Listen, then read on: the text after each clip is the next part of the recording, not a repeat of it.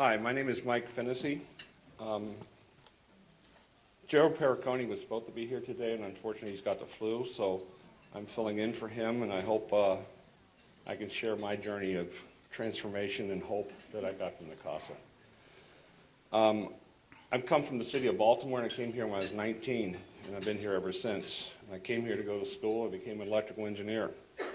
Worked for a major corporation for many, many years. And imagine a man who is successful, having a lot of success at work, has a family, everything's going well. And for some reason, one day in my 40s, I decided that it was best for me to become depressed. It's not something everyone chooses. Most people don't like it, but I went that route. And so here I was, this person who was slowly crumbling inside.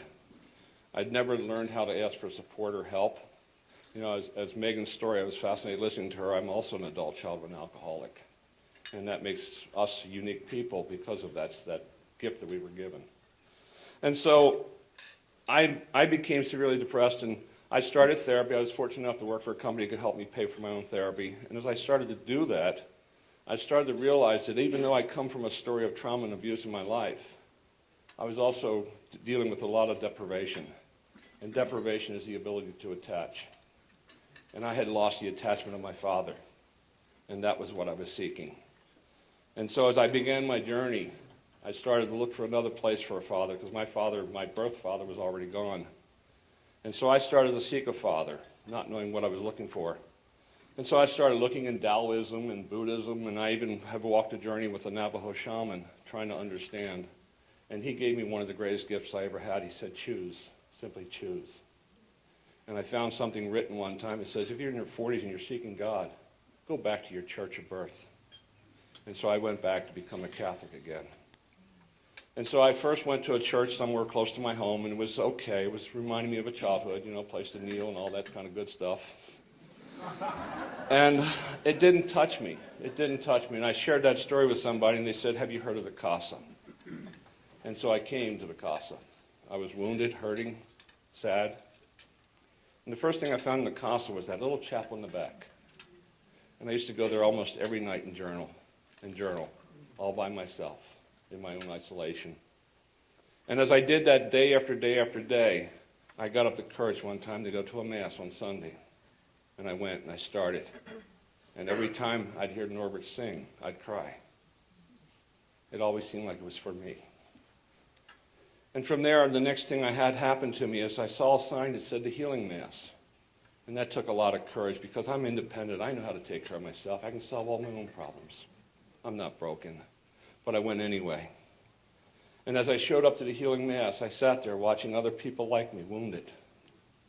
And then comes the end, and you get a chance to walk up and be blessed. And Father Peter was there. And he blessed me. And he gave me the word hope. And I walked up that, and I was sad and cried. I finally found a place that I could call home. And about 2 weeks later, I was down at a trade show, and there was a CASA sign, and it was Judith McHale was there. And Judith McHale runs the counseling department at CASA. Well, I had done enough therapy that I was starting to feel a little bit better about my depression, that I'd actually decided that I was going to be an electrical engineer, but I'm going to be a professional counselor too. What the heck, the one side of my brain wasn't working right, I tried the other. And so I started back to school, and I'd only been going for a little while, and when I met Judith, and she told me about the counseling department, and I asked her for her card, and I said, someday I'll call you. And I took her card and I put it away. 3 years later, I called her and said, I'm ready. You need a counselor. I now have a license in professional counseling. I took that opportunity, and I've been counseling for about 5 or 6 years there. I also do the anxiety depression group there, and I help anybody who comes through the door. I'm there because of transformation and hope. That's what I learned there. When I walk on that property, what I find is my Father, and I need my Father to be blessed. And so as we're told, and we hear it over and over again, the CASA saved one person at a time. I'm here to tell you I'm one of the ones. And so I'm grateful for the CASA and everything that's brought me. And that's where I'm at today. I'm in private practice. I specialize in trauma and abuse and deprivation for adults who suffer from that as a childhood. So I'm blessed to be able to give back every day exactly what I received. So that's why I say depression was a gift. Without it, I would have never met the CASA. And that I'm blessed for. Thank you very much.